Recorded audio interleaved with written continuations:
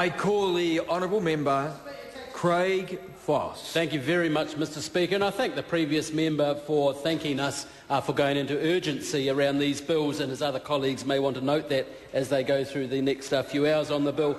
First, before we get into the Taxation Annual Rates and Budget Measures Bill, Mr Speaker, I must congratulate our Finance Minister, Mr Bill English, his third budget under this government, and what a budget for our time.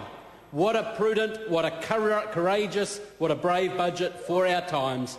Tempting as it might be an election year, as the other parties want to do, to spend, to borrow up, to spend up. In fact, the courage, the fortitude, the prudence shown by Mr English in this his third budget, building on the previous two, is truly to be admired.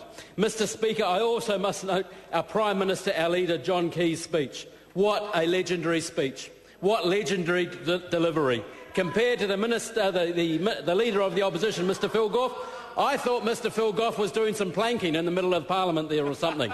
He was flat, he didn't seem to be doing anything, he was looking around, I don't know what was going on. Compared to the Honourable Phil Goff and the Honourable Prime Minister, it was like watching Richie McCaw play the Golden Oldies team or something like that. The floor was wiped with Mr Goff, absolutely. And he resorted to, I think, the 07-08 speeches he did. And he lost his way very, very early on. And that was obvious from his comrades, if you like, round the rest of the House. Mr Speaker, the Taxation Annual Rates and Budget Measures Bill, I acknowledge the Honourable Peter Dunn with what he's pulled together here, bringing this this bill to the House. And also key points he noted there, particularly that this bill codifies and reconfirms the current tax rates, the PAYE rates, etc. Yes, it makes changes to KiwiSaver.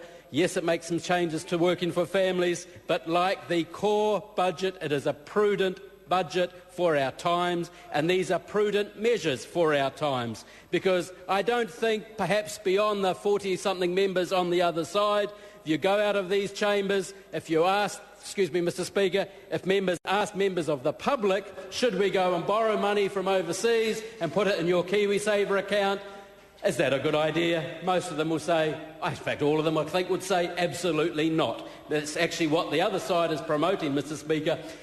And if that were to continue, KiwiSaver itself is in danger. KiwiSaver itself is in danger because members on the other side constantly go on about one side of the balance sheet. The bit the members often forget on the other side is they relied on short-term, ongoing, constant growth in revenue, which was related to the state of the economy, PAYE, GST, but they put in place long-term, committed, indexed spending.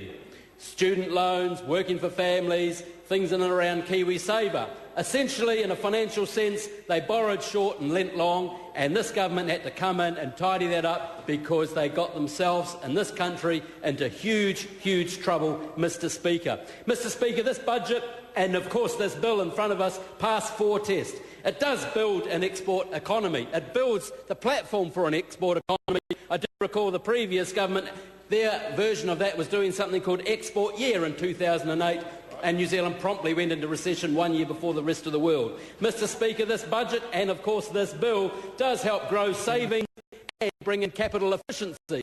Members seem to have missed the new investment statement, which is before them, to help make governments, not only this one and future governments, to make efficient, fair allocations of scarce capital decisions around for New Zealand as we decide what to build, be it infrastructure, be it tax, or be it whatever, Mr Speaker. Mr Speaker, this budget and this bill assures and brings in deficit reduction. It does pass the third test, which someone put up about budgets. It does, because right there we're bringing the deficit, we're coming back into surplus 1 whole year earlier. And if members do recall, when we came in with the update to the incoming government, Mr Speaker, we were going to about 60% of GDP debt for this country, and right now we're at 28.9-ish, Mr Speaker. That's not too bad, so I think it passes that test as well. And Mr Speaker, does it pass the test of helping families deal with living costs? Of course it does, because as I said earlier, it confirms existing tax rates. New Zealanders' after-tax incomes, after only 3 years of this government, have gone up 6% after-tax incomes, enhancing their affordability to live, to purchase a house, versus after 9 years after tax, real incomes only went up 3% after the previous government. So therefore, Mr Speaker, it does pass all 4 tests which someone put up as to whether a budget should be successful or not, Mr Speaker, and this bill confirms part of that budget, and I look forward to further stages, Mr Speaker. I call the honourable